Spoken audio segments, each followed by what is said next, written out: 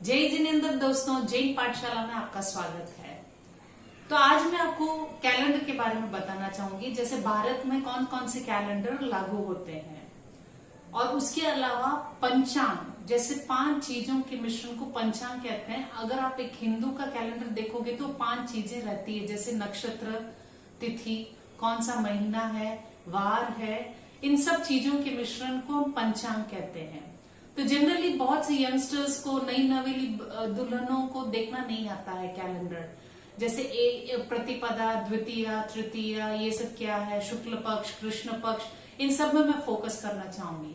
तो मेरा आज का वीडियो 3 कंपार्टमेंट में रहेगा। सबसे पहला मैं आपको कैलेंडर के बारे में थोड़ी सी जानकारी दूंगी, सेकेंड होगा पंचांग के बारे में, और तीसरा होगा जैसे आपको कैलेंडर रख के मैं आपको बताऊंगी कि इसको कैसे इजीली आप कंपेयर कर सकते हो, देख सकते हो।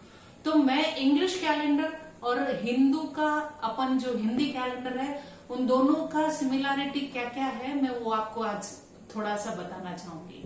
तो सबसे पहले अपन देखते हैं कि पंचांग होता क्या है। पंचांग भारतीय विधि का एक कैलेंडर है जिसमें विस्तृत सूचनाएं रहती है। कई पंचांग तो इतने विशद और व्यापक होते हैं कि उनमें नक्षत्र मंडल की दैनिक स्थिति के साथ साथ गोचर, उनके फलित, अति आवश्यक मुहूर्त आदि भी दिए गए हैं। तो मैं आपको सबसे पहले कैलेंडर के बारे में बताना चाहूंगी। जनरली इंडिया में 4 तरह के कैलेंडर चलते हैं। सबसे पहला कैलेंडर है विक्रम संवत, दूसरा है सखा संवत, तीसरा है हिजरी और चौथा है ग्रिगोरियन कैलेंडर। तो हम जनरली यूनिवर्सली अभी हम ग्रिगोरियन कैलेंडर के अनुसार ही चलते हैं, क्योंकि हमारे वर्ल्ड के ट्रांजैक्शन, हमारा कम्युनिकेशन, सब वर्ल्ड के आपस की टाइमिंग्स, उनके ग्रह नक्षत्र, हमारे इजी कंफर्टेबल वे को समझने के लिए हम ग्रिगोरियन कैलेंडर ही यूज करते हैं। लेकिन अपना अपना रिलीजन, अपने अपने पर्व के लिए, फेस्टिवल्स के लिए अपना अपना हिंदू कैलेंडर भी मेंटेन करते हैं। तो सबसे पहले है विक्रम संवत कैलेंडर।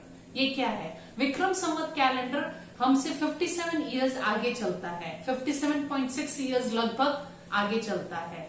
ये आज राजा विक्रमादित्य द्वारा यह शुरू किया गया था। जैसे अभी ग्रिगोरियन कैलेंडर है 2020, तो प्लस आप 57 कर दीजिए तो हो जाता है 207, तो शुरू हो जाता है विक्रम संवत 20। अगर आप कैलेंडर अभी निकालोगे तो उसमें विक्रम संवत 207 लिखा रहेगा। बस सिंपल इतना ही समझना है हमें विक्रम संवत कैलेंडर का। उसमें महीने जनवरी फरवरी नहीं होते हैं, उनके हिसाब से होता है सावन, भादो, आसोज, कार्तिक, उन सब से चलता है। तो मैं आगे आगे आपको डिटेल दूंगी कि महीने कैसे कैसे इंग्लिश और हिंदी के कंपेयर करते हैं। सेकेंड होता है सखा संवत। सखा का संवत जनरली ये चलता है गवर्नमेंट ऑफ इंडिया के द्वारा, उनके निजी कामकाज के लिए ये कैलेंडर यूज होता है। तीसरा है हिजरी, जो इस्लामिक कैलेंडर है, जो इस्लाम लोग यूज करते हैं। और फोर्थ है ग्रिगोरियन कैलेंडर, जो अभी लेटेस्ट 2020 ईयर चल रहा है, और उनके हिसाब से महीने जनवरी, फरवरी, मार्च, अप्रैल, मई, जून, ये ही महीने चलते हैं। और वो यूनिवर्स, ब्रह्मांड का जो अभी का नक्षत्र और ये उनके हिसाब से ये कैलेंडर सेट किया गया है। ये शुरू किया गया था पोप ग्रिगोरियन 13 के द्वारा। कब हुआ था? अक्टूबर 1582 में ये शुरू किया गया था।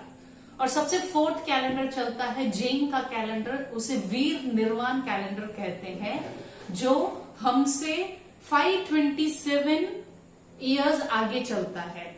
ये कैलेंडर शुरू हुआ था महावीर स्वामी के निर्वाण वाले दिन से शुरू हुआ था 527 BCE में। तो अभी ग्रिगोरियन कैलेंडर है 2020, उसको आप प्लस 527 कर दीजिए, तो अभी वीर निर्वाण का कैलेंडर है 2547। आगे आपको हल्का फुल्का समझ में आ गया होगा कि कैलेंडर्स कैसे हम देख सकते हैं। आगे मैं आपको कैलेंडर रख के दिखाऊंगी कि हर कैलेंडर कैसे दिया गया है। अब नेक्स्ट चलते हैं हम पंचांग की तरफ। 5 चीजों के मिश्रण को मैंने कहा था पंचांग कहते हैं। ये 5 चीजें कौन कौन सी है? तिथि, नक्षत्र, योग, करण और वार। तो आज हम फोकस करेंगे तिथि, नक्षत्र और वार की तरफ। तो सबसे पहले चलते हैं तिथि। तिथि क्या है? जैसे आप चंद्रमा घटता है, बढ़ता है, ये घटने और बढ़ने का पूरा क्रम 30 डेज चलता है। 15 दिन पूर्णिमा, फिर 15 दिन अमावस। जैसे पूर्णिमा तक आता है चांद और वापस धीरे धीरे धीरे धीरे अमावस में खाली हो जाता है। तो उसको हम कृष्ण पक्ष और शुक्ल पक्ष वो भी कह सकते हैं, वो ही कहते हैं। 15 दिन का कृष्ण पक्ष होता है और 15 दिन का शुक्ल पक्ष होता है। तो पंचांग का प्रारंभ तिथि से होता है। चंद्रमा की एक कला को तिथि माना गया है। इसका चंद्र और सूर्य के अंतरांशों पर से मान निकाला जाता है। चंद्रमा सूर्य से 12 अंश दूर चलने में जितना समय लेता है उसे तिथि कहते हैं। अमावस के बाद प्रतिपदा से लेकर पूर्णिमा तक की तिथियां शुक्ल पक्ष है और पूर्णिमा के बाद प्रतिपदा से लेकर अमावस तक की तिथियां कृष्ण पक्ष की होती है। तो तिथि का क्षय और वृद्धि होती रहती है। तो हम देखते हैं कि महीने में मैंने कहा था 2 पक्ष होते हैं, शुक्ल पक्ष और कृष्ण पक्ष। तो शुक्ल पक्ष के देव प्रधान होने से इनमें देव कार्य प्रशस्त कहे जाते हैं। एक पक्ष प्राय 15 दिन का होता है, लेकिन कभी कभी क्षय वृद्धि के कारण न्यूनाधिक कभी कभी हो जाता है ऊपर नीचे, यानी 2 तिथि एक साथ भी कभी हो जाती है और 2 तिथि कभी बढ़ भी जाती है। तो अब हम देखते हैं कि तिथियां कितने प्रकार की है और उस तिथि के उस स्वामी कौन है। जैसे आज प्रतिपदा है तो उनके स्वामी कौन है, द्वितीया है तो उनके स्वामी कौन है। तो मैं आपको एक लिस्ट बताती हूँ और मेरे यहाँ पे दिए गए इस नोटिस बोर्ड में भी आप देख सकते हैं कि कौन से तिथि के कौन से स्वामी है। तो उस दिन वो स्वामी की पूजा अर्चना की जाती है, वो उनको मान्यता उस तिथि में उनको दी जाती है। तो प्रतिपदा, सबसे पहले प्रतिपदा, उनके स्वामी है अग्नि, द्वितीया ब्रह्मा, तृतीया गौरी, चतुर्थी गणेश, पंचमी शेषनाग, षष्ठमी कार्तिकेय, सप्तमी सूर्य, अष्टमी शिव, नवमी दुर्गा, दशमी काल, एकादशी विश्वदेव, द्वादशी विष्णु, त्रयोदशी काम, चतुर्दशी शिव, पूर्णिमा चंद्रमा, अमावस्या का होता है पितर। इन तिथियों को निकालने का भी एक फॉर्मूला है। जैसे ज्योतिष जो पढ़ते हैं, जिनको ज्योतिष अच्छा समझ में आता है, तो वो इन तिथियों की गणना निकाल के बता देते हैं। तो इसका फॉर्मूला क्या होता है? सूर्य और चंद्रमा के भोगांश से निकाला जाता है। इन्हीं में से इनका शुभाशुभ का विचार भी किया जाता है। तो अब आपको इजीली समझ में आ गया हो कि तिथि क्या होती है। अब नेक्स्ट हम चलते हैं मास की तरफ। जैसे मंथ्स, जैसे इंग्लिश में हम मंथ्स कहते हैं, हिंदी में मास बोलते हैं। तो मास की ओर चलते हैं तो हम देखते हैं कि इंग्लिश और हिंदी के मास में क्या क्या डिफरेंस है। यानी अब जैसे मैं आपको एक इजी वे से समझाती हूँ, जनवरी के 15 दिन और फरवरी के 15 दिन, ये एक महीना होता है। इनके 15 दिन, इनके एक 15 दिन का एक एक महीना, यहाँ का आधा महीना, वहां का आधा महीना मिला के हिंदी का एक महीना होता है। जैसे मैंने यहाँ नोटिस बोर्ड में दिया है, आप कंपेयर कर सकते हैं। जैसे मार्च और अप्रैल महीने को चैत्र बोलते हैं, वैशाख अप्रैल मई, ज्येष्ठ मई जून, आषाढ़ जून जुलाई, श्रावण जुलाई अगस्त, भाद्रपदा अगस्त सितंबर, अश्विन सितंबर अक्टूबर, कार्तिक अक्टूबर नवंबर, मार्गशीर्ष नवंबर दिसंबर, पौष दिसंबर जनवरी, माघ जनवरी फरवरी और फागुन फरवरी मार्च। जैसे मैंने यहाँ आपको लिस्ट दे दी है, तो आप देख सकते हैं कि इस महीने के 15 दिन और इस मंथ के 15 दिन, उस मंथ के 15 दिन मिला के हिंदी का एक महीना हो गया। तो आपको मास भी क्लियरली समझ में आ गए, तिथि भी समझ में आ गई, महीने भी समझ में आ गए। अब देखते हैं नक्षत्र। अब नक्षत्र जनरली आप लोग सोच रहे होंगे कि इसका क्या महत्व है। ये हमारे लाइफ में बहुत इंपॉर्टेंट चीज है, हम इसे भी देखना सीखना चाहिए। जनरली नक्षत्र 27 होते हैं। और ये कैसे है देखें, अनेक ताराओं के समुदाय को नक्षत्र कहते हैं, जैसे हम इंग्लिश में गैलेक्सी भी बोल सकते हैं। समस्त आकाश मंडल को ज्योतिष शास्त्र ने 27 भागों में विभक्त किया है और प्रत्येक भाग का नाम एक एक नक्षत्र रखा गया है। अब मैं आपको यहाँ नोटिस बोर्ड में 27 नक्षत्रों के नाम भी दिखाऊंगी, तो आप इजीली समझ जाओगे कि जनरली एक महीने में 30 दिन होते हैं और उस 30 दिन के 27 नक्षत्र होते हैं और 3 दिन रिपीटेड 3 नक्षत्र रिपीट होते हैं। तो देखिए नक्षत्र कौन कौन से हैं।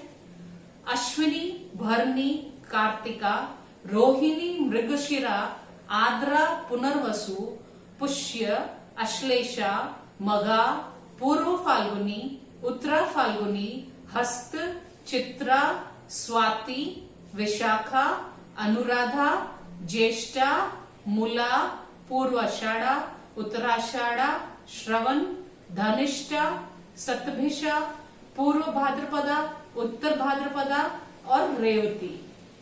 और एक अन्य नक्षत्र अभिजीत भी माना गया है। अब आप बोलोगे कि हमारी लाइफ में नक्षत्र का क्या रोल है। जैसे नक्षत्रों का पृथ्वी पर रहने वाले हर प्राणी से घनिष्ठ संबंध है। नक्षत्र चंद्र एवं पृथ्वी के समीप होने के कारण उनका प्रभाव पृथ्वी के समस्त प्राणियों पर पड़ता है। जैसे कहा गया है, स्वाति जिस दिन नक्षत्र हो और उस दिन अगर बारिश आ जाए तो इस वर्षा की एक बूंद भी सीप के अंदर प्रविष्ट हुई तो वह मोती का रूप धारण कर लेती है ना, मिराकल। और सेकंड है और एक इंस्टेंस, उसी तरह चित्रा व हस्त के सूर्य की किरणों की कृमि कीटाणुओं का नाश करने की शक्ति है। जिस दिन चित्रा नक्षत्र हो व हस्त नक्षत्र हो तो उस दिन सूर्य की किरणें कीट कीटाणुओं को भी नाश करने की शक्ति रखती है। तो ये नक्षत्र हम प्राणियों पर भी असर करता है। अगर आप अब मैं आपको नेक्स्ट कैलेंडर दिखाऊंगी कि इस दिन ये तिथि ये नक्षत्र कैसे आपको इजीली समझ में आ जाएगा, कैसे देखते हैं। तो अब मैं चाहूंगी कि आप इसको इजीली से समझ ले। और वार तो जनरली सबको आता ही होगा, सोमवार, मंगलवार, बुधवार, गुरुवार, शुक्रवार, शनिवार और रविवार। तो अब मैं आपको लेके चलती हूँ कैलेंडर की तरफ। ब्रीफली देखेंगे हम एक कैलेंडर को पूर्ण रूप से हम कैसे खत्म कर सकते हैं। जैसे ग्रिगोरियन कैलेंडर के हिसाब से अगस्त 2020, विक्रम संवत हो गया आपका 2077 और राष्ट्रीय शोक हो गया 1942 और हिजरी का भी दिया हुआ है। अब देखे शुक्ल पक्ष और कृष्ण पक्ष, जैसे मैंने कहा था अमावस और पूर्णिमा, ये पूर्णिमा हो गया, ये अमावस हो गया। अब ग्रिगोरियन कैलेंडर के हिसाब से है अगस्त 4, लेकिन हिंदू कैलेंडर के हिसाब से है भाद्रपदा हो गया महीना, कृष्ण हो गया आपका पक्ष और प्रतिपदा हो गई आपकी तिथि। तो ये ही बढ़ाते जाएं, भाद्रपदा महीना वो ही रहेगा, अब कृष्ण तो वो ही 15 दिन रहेगा, लेकिन तिथि बढ़ती जाएगी। ये प्रतिपदा हो गया, ये द्वितीया हो गया, ये तृतीया हो गया, ये चतुर्थ हो गया, ये पंचमी हो गया। अब इनके नीचे आप अगर देखोगे तो यहाँ पे नक्षत्र भी दिए हुए हैं। जैसे इसमें दिया हुआ है धनिष्ठा, शतभिषा, पूर्व भाद्रपदा, उत्तर भाद्रपदा। ऐसे ही तिथि भी आपको समझ में आ जाएगी। देखा, मैंने आपको इजीली समझा दिया कि आज अगर जिस दिन ग्रिगोरियन कैलेंडर का अगस्त 5 है तो उस दिन हिंदू के हिसाब से आज कौन सी तिथि है, कौन सा नक्षत्र है, कौन सा पक्ष है और कौन सा महीना चल रहा है। तो होप सो आपको ये सब वीडियो ये जो बातें मैंने कही है, आपको कैलेंडर की छोटी छोटी जानकारी दी है, वो आपको पसंद आई होगी। तो मैं चाहूंगी कि मेरे इस वीडियो को आप लाइक करें, शेयर करें, सब्सक्राइब करें एवं नीचे दिए गए इस बेल आइकॉन को भी दबाना न भूलें और मेरे इंस्टाग्राम को भी फॉलो करना न भूलें। तो मिलते हैं हम नेक्स्ट वीडियो के साथ, तब तक के लिए धन्यवाद।